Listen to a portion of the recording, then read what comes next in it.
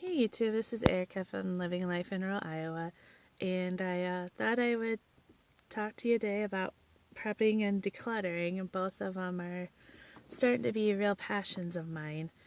Um, well, prepping has always been a passion, but the decluttering and actually trying to lead towards more of a minimalist lifestyle has been starting to be a bigger passion.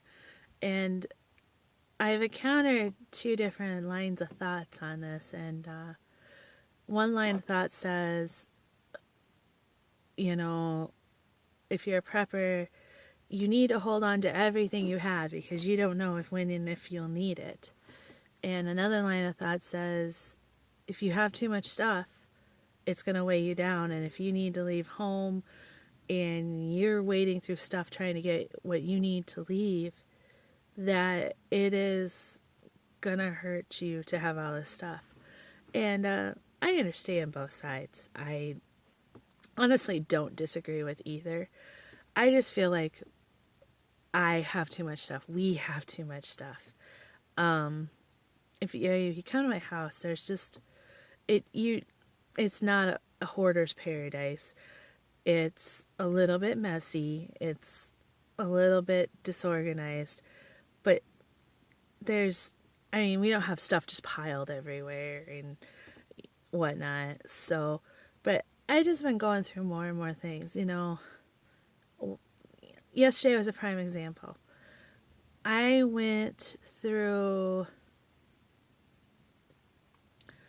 a whole cabinet. I have a bunch of cabinets in my basement, and I went through one cabinet trying to create more room.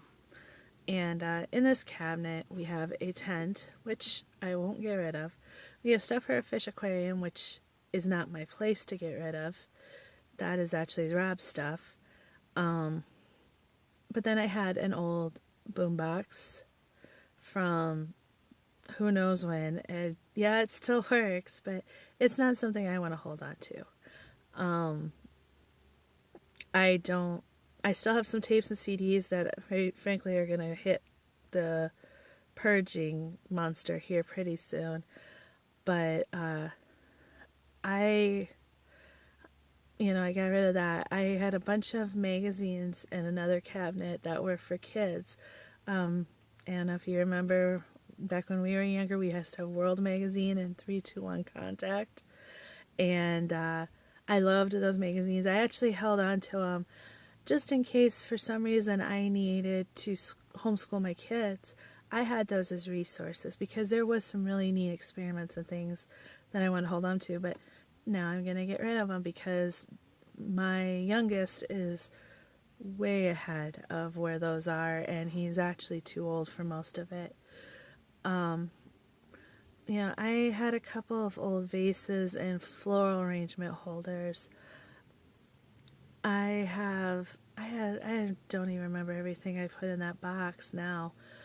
I had some stuff that is memory stuff. And I already have 2 totes that I keep a lot of that stuff in, and I easily had room for them in those totes, and that's where I put them. It was different things like that. I went through some of my sewing stuff. I have projects in there I will never do. I have no interest in doing anymore. I'm not even sure I had interest in doing them then, but they were given to me by one of my grandmothers, and it's just not something I'm going to get to. And I don't really have any interest in candle wicking, which is one of the sewing projects, so that went in the giveaway box. It's stuff like that, and it's really, now I'm trying to take a very hard look at the stuff that I have. Is it going to serve me later? And I try to keep my prepping mind involved when I am doing the decluttering, because I don't want to get rid of something that I may need to have if in a crisis, or if we don't have power for several days. You will probably never find me getting rid of an oil lantern or a flashlight. I have probably 2 to 3 flashlights for every room, and oil lantern, I don't have that many, but yeah, we've got 4 or 5 at least, and I will probably pick up a couple more this summer. So stuff like that, yeah, I'm gonna keep.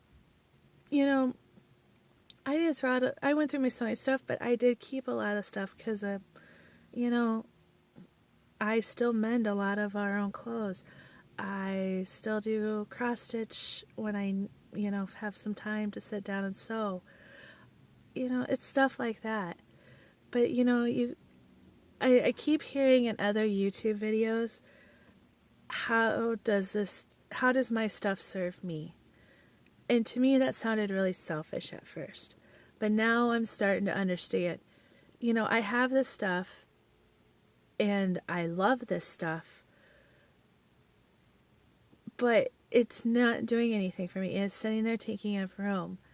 And, am I going to go back and ever listen to this stuff? Listen to these tapes and CDs that I'm going to start going through? Probably not. I mean, the tapes, if you remember the mixtapes from the 80s and 90s, I have probably 20 to 30 of them. Really sad. And I'm probably going to just write down some songs that I want to remember and download them. And the CDs, I am probably going to download onto a flash drive and keep the songs I want to keep. And the rest I'm probably just going to start selling or donating. And that's okay. I understand wanting the physical copy because there is some CDs that are special to me, and I'm not probably going to get rid of them easily. And, I do think a little bit, maybe, I still have a vehicle that plays CDs, so I do enjoy popping in a CD from time to time, and I will probably still do that. But we have so many, and I've started to kind of look through them yesterday and went, what was on my mind when I bought this? So, there's always that to think about. And that's with prepping. You want to have stuff in prepping that is going to serve you and your family. And if you have prepping stuff that you bought because, it sounds like a neat gadget, I'm not condemning because, I've been suckered a couple times.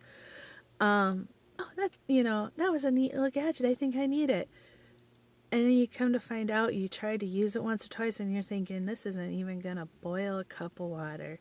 Or this is supposed to light up the room, and you turn it on and it lights up maybe a room for a mouse. Stuff like that. And that's stuff I'm seriously going to start going through too and going, this isn't going to serve my family. And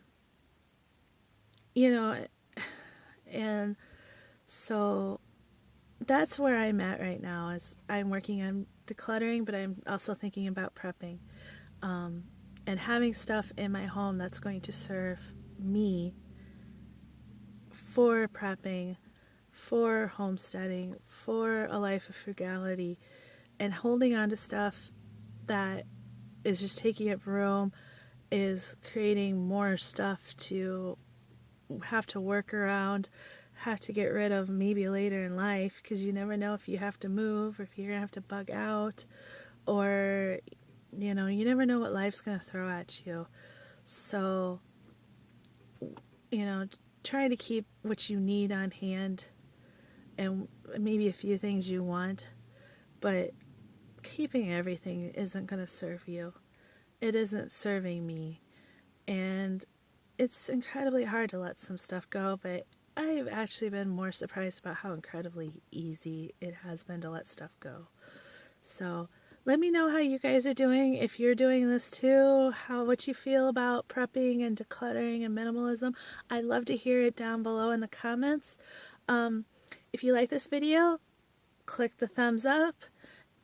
Please subscribe. I love to have you. I will try to get a lot more consistent about videos because I'm in a little bit better spot to be talking. I actually have a voice. So I will talk to you later. You guys have a great day. Thank you.